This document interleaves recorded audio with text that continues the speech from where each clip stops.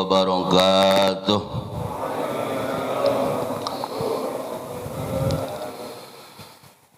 Alhamdulillahilladzi ja'ala thalabul ilmi faridatun ala kulli muslimin wa muslimatin. Ashhadu an la ilaha illallahul malikul haqqul mubin. Wa ashhadu anna Muhammadan abduhu wa rasuluh arsalahu rahmatan lil alamin. Allahumma salli wa sallim wa barik ala sayyidina Muhammadin wa ala alihi wa sahbihi ajma'in, amma ba'd. Subhanaka la ilma lana illa ma 'allamtana innaka antal alimul hakim.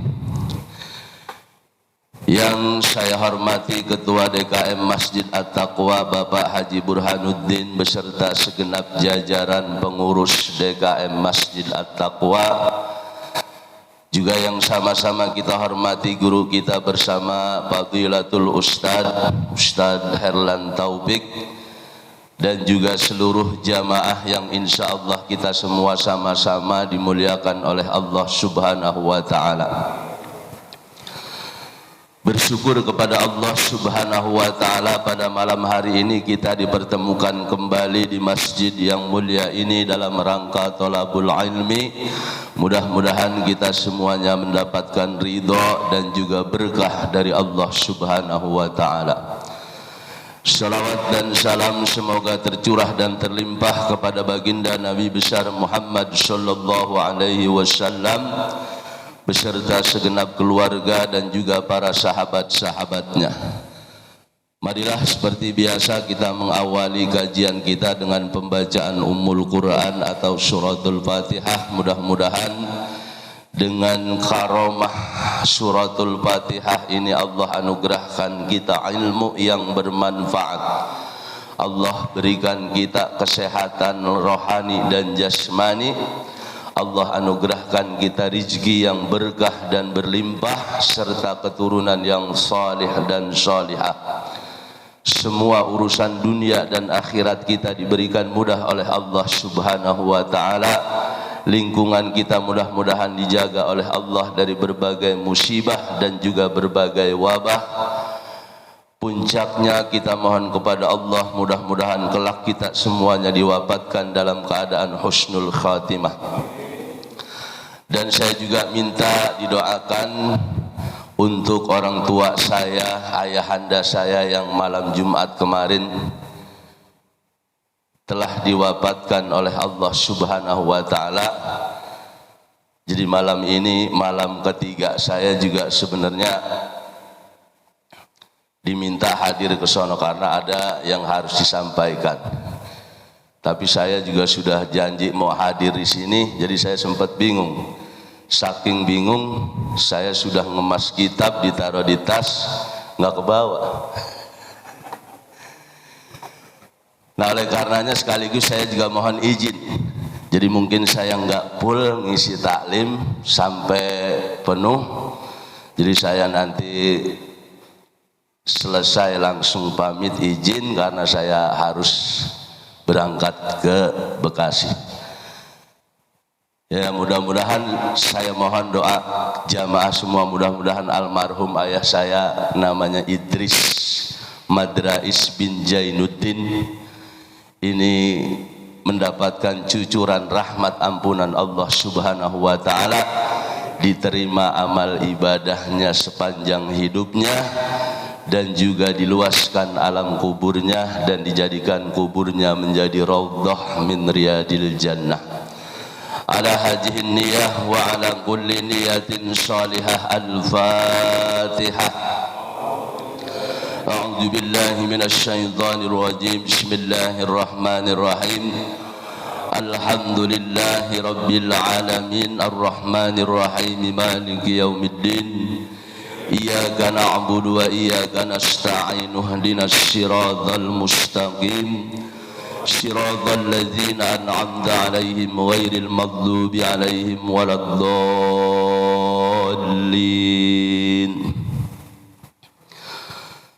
Hadirin jamaah yang dirahmati Allah Subhanahu wa taala, malam ini kita ngaji tematis. Jadi saya akan membahas tentang filosofi masjid atau hikmah masjid.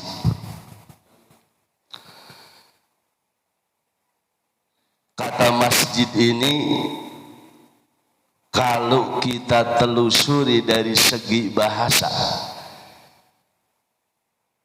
ini sebenarnya kata masjid yang merupakan isim makan. Isim itu nama, makan itu tempat, nama tempat. Jadi isim ada isim makan, isim zaman, nama waktu. Kalau ini nama tempat.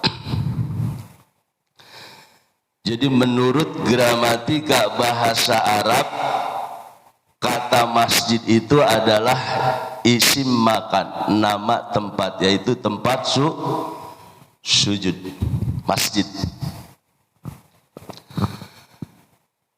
Kalau kita melihat dari kaidah bahasa Arab, ini sebenarnya kata masjid ini ala khilafil qiyas, menyalahi kias, analogi, kaidah. Jadi dalam ilmu bahasa Arab ada yang namanya nahwu, ada yang namanya sorob.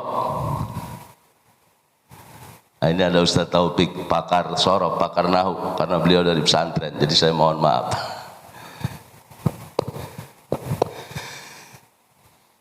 Kalau kita urut secara ilmu sorob, fa'ala yaf'ulu fa'lan fahuwa fa'ilun wajaka maf'ulun uf'ul la taf'ul maf'alun maf'alun mif'alun.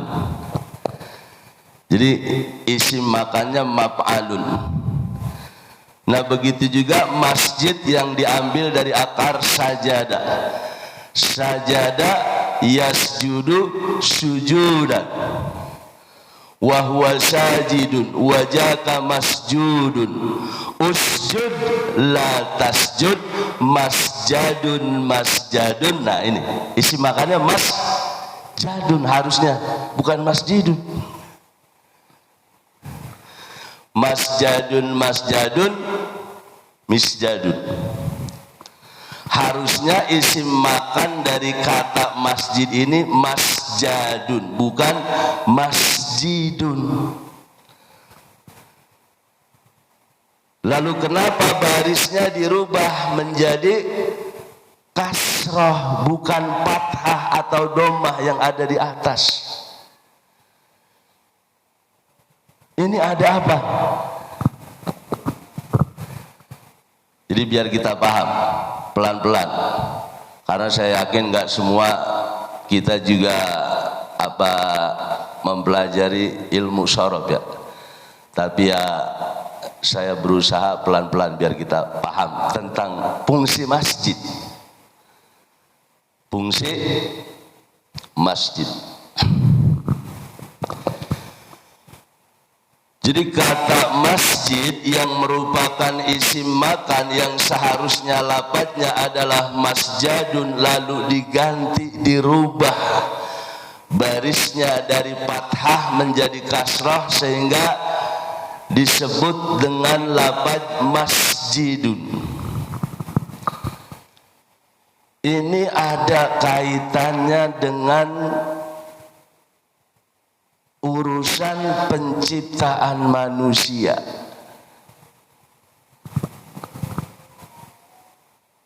Nah ini kita mungkin baru ngeh.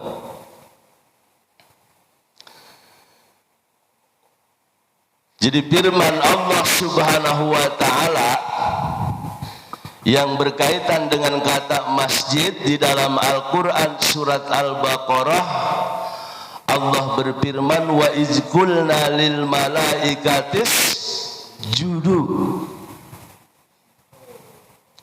li adama fasajadu illa iblis. hikmahnya, filosofinya kenapa kata masjadun ini diganti menjadi masjidun, agar ada keterkaitan dengan diciptakannya manusia. Kalau masjadun barisnya di atas, ini nanti tidak ada kesinambungan dengan yang namanya sujud. Sebab orang sujud itu harus menjatuhkan dirinya serendah-rendahnya ke bawah, sampai urusan lafaz baris dalam kalimat masjid itu dirubah, nggak di atas, adanya di mana? Di bawah.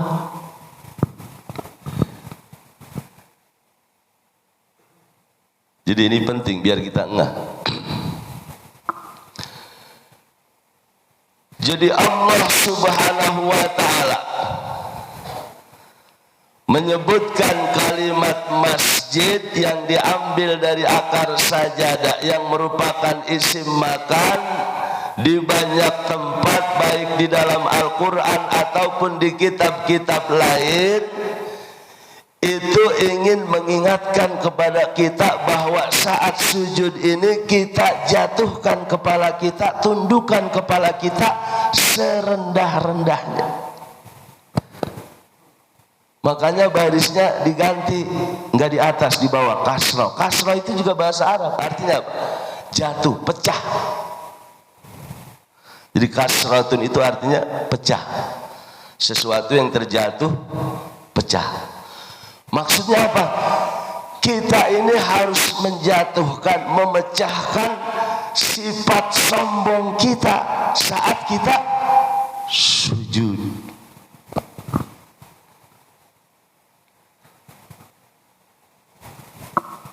Makanya tadi dalam firman Allah, wa ijqulna lil malaikati isjudu li adama fasajadu.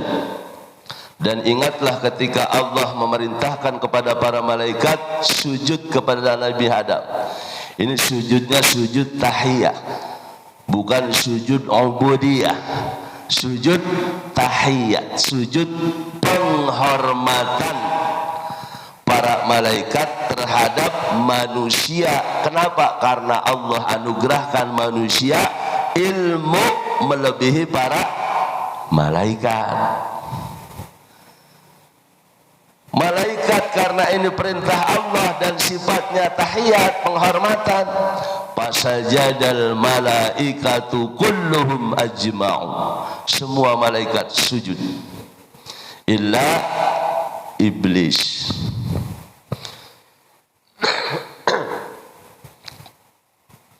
Kenapa iblis tidak mau sujud? Iblis bukannya enggak tahu bahwa perintah Allah untuk sujud kepada Nabi Adam adalah sujud tahiyat, penghormatan, bukan sujud ubudiyah, penghambaan.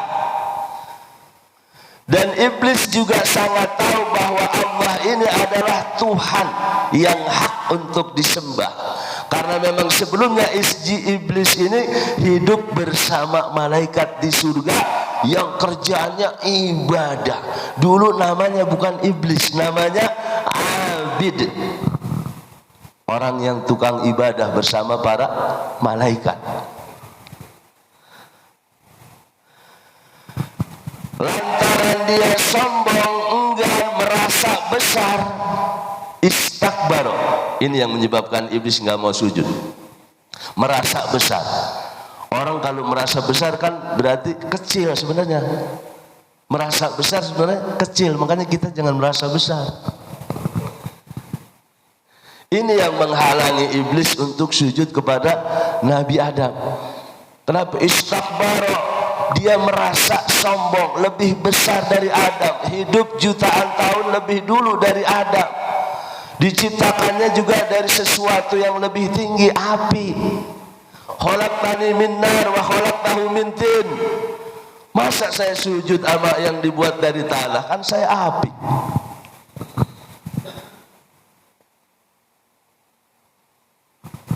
Kalau para malaikat sujud, mereka hancurkan semua rasa paling benar, paling baik, paling besar. Kasratun, dihancurkan, dipecahkan. Makanya ini kata masjid ini untuk mengingatkan kita agar kita itu ketika sujud kita harus merendahkan diri kita serendah-rendahnya. Sampai urusan baris dalam kalimat masjid harus dirubah. Tadinya di atas, di bawah.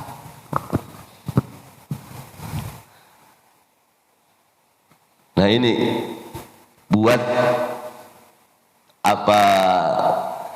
Buat renungan kita.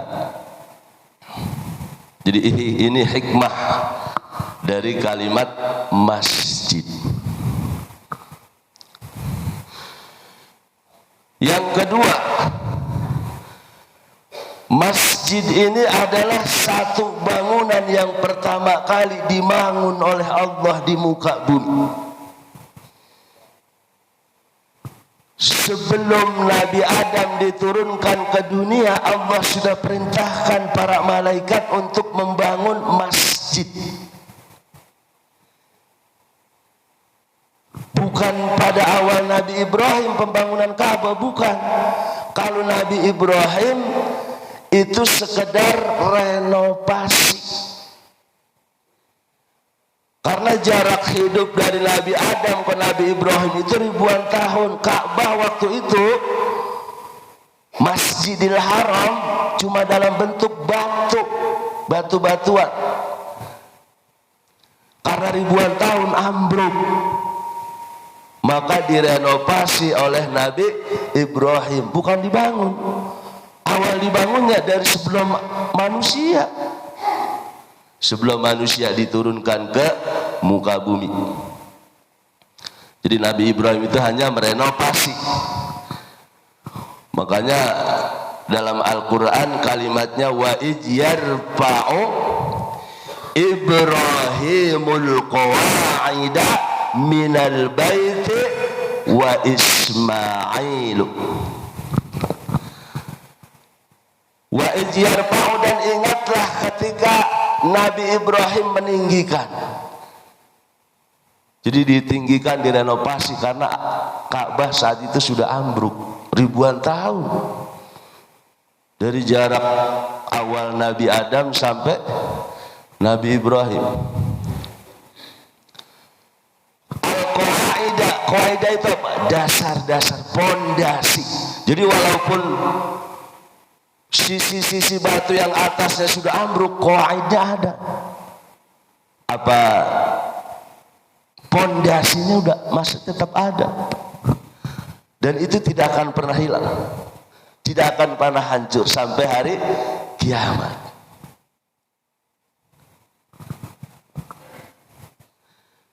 Jadi Nabi Ibrahim merenovasi, bukan membangun.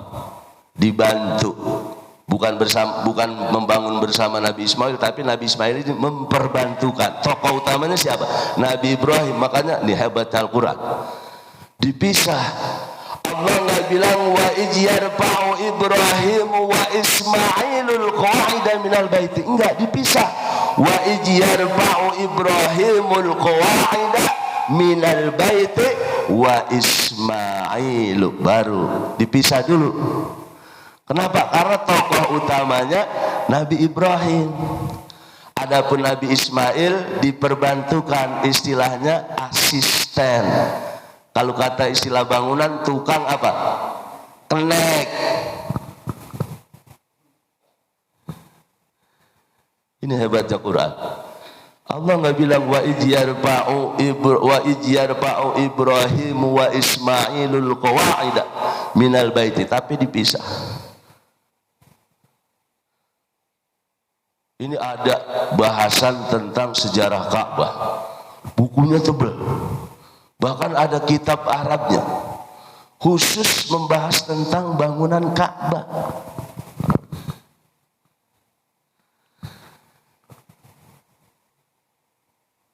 Nah, oleh karenanya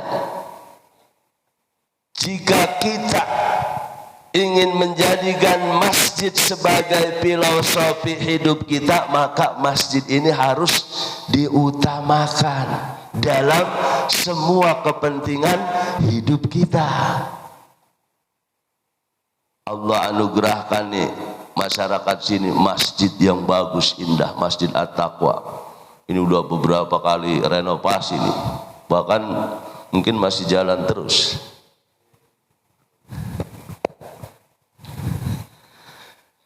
Nah, yang berikutnya, masjid ini juga ada kaitannya dengan peristiwa Isra dan Mi'rajnya Nabi besar Muhammad sallallahu alaihi wasallam.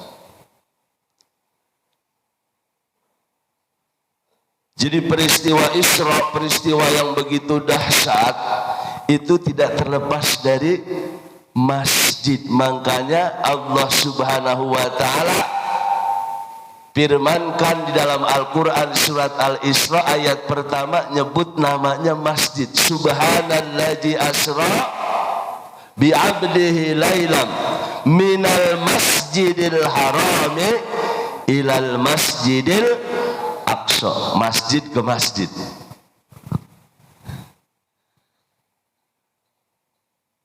Apakah ketika Allah menurunkan ayat ini Masjidil Haram dan Masjidil Aqsa sudah ada?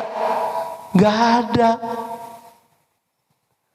Maksudnya dalam bentuk bangunan masjid kayak gini nggak ada. Cuma bentuk Ka'bah, yaitu batu. Makanya Nabi Muhammad inilah yang menurunkan menjadi estafet penerus tugas dari Nabi Allah Ibrahim alaihissalam. Jadi belum ada masjid. Masjidil Haram hanya Ka'bah batu. Begitu juga Masjidil Aqsa di Palestina, itu yang sekarang kita lihat bentuknya kayak gitu, belum ada. Belum ada bangunannya. Lalu kenapa Allah menyebutkan kalimat masjid ke masjid? Jadi supaya kita ini diingatkan hidup kita jangan jauh-jauh dari masjid ke masjid, dari masjid ke masjid, minal masjidil haram ilal masjidil aqsa, dari masjid ke masjid. Masjidnya belum ada.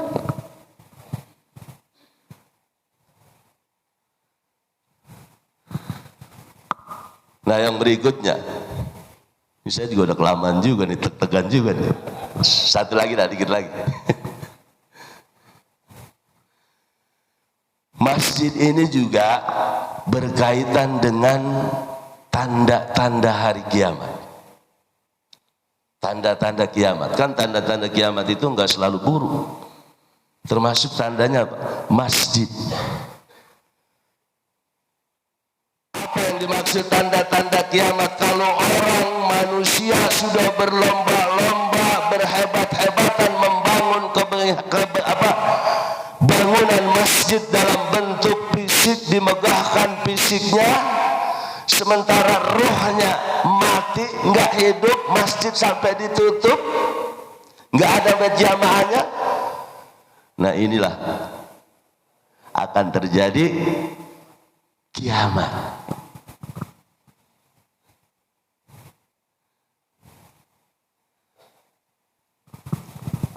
Makanya di dalam peristiwa Isra Allah menyebutkan kalimat masjid, bukan maknanya itu masjid dalam bentuk bangunan, tapi fungsi masjid, bukan pemahaman dalam kategori bangunan masjid, bukan. Kalau kita kan sekarang berlomba-lomba, bahkan setiap saat sampai dana itu habis buat bangunan, tapi roh masjidnya nggak dihidupin. Yang menghidupkan roh masjid nggak diperhatiin. Saya jadi enak dong ngomong begini. Tapi insya Allah takwa enggak. Jadi ini buat renungan kita tentang masjid. Tentu masih banyak lagi hikmah dan filosofi yang berkaitan dengan masjid. Namun sekelumit yang saya sampaikan mudah-mudahan bermanfaat. Al-Fatihah. A'udzubillahi minasyaitonirrajim. Bismillahirrahmanirrahim. Alhamdulillahirabbil alamin arrahmanirrahim maliki yaumiddin. iyyaka na'budu wa iyyaka nasta'in ihdinas siratal mustaqim siratal ladzina an'amta 'alaihim ghairil maghdubi 'alaihim waladdallin. Astaghfirullahaladzim wa lakal hamdu ya ma'bud. Bismillahirrahmanirrahim. Alhamdulillahi rabbil alamin. Allahumma salli ala sayyidina Muhammadin wa ala ali sayyidina Muhammad salatan tadfa'u biha anna jami'al bala wal adwa wal waba. Allahumma ighfir lana junubana wal walidayya warhamhuma kama rabbayana shighara. Allahumma aslih jata bainina. Allahumma alif baina qulubina. Allahumma inna na'udzubika minal barasi wal jununi wal jujami wa min syai'il asqam. Allahumma lakal hamdu wa ilaikal mustaka wa antal musta'an wa la hawla wa la quwwata illa billahil aliyil azim. Rabbana atina fid dunya hasanah wa fil akhirati hasanah wa qina adzaban nar. Wa sallallahu ala sayyidina Muhammadin wa ala alihi wa sahbihi wa sallam. Walhamdulillahi rabbil alamin. Wassalamu alaikum warahmatullahi wabarakatuh.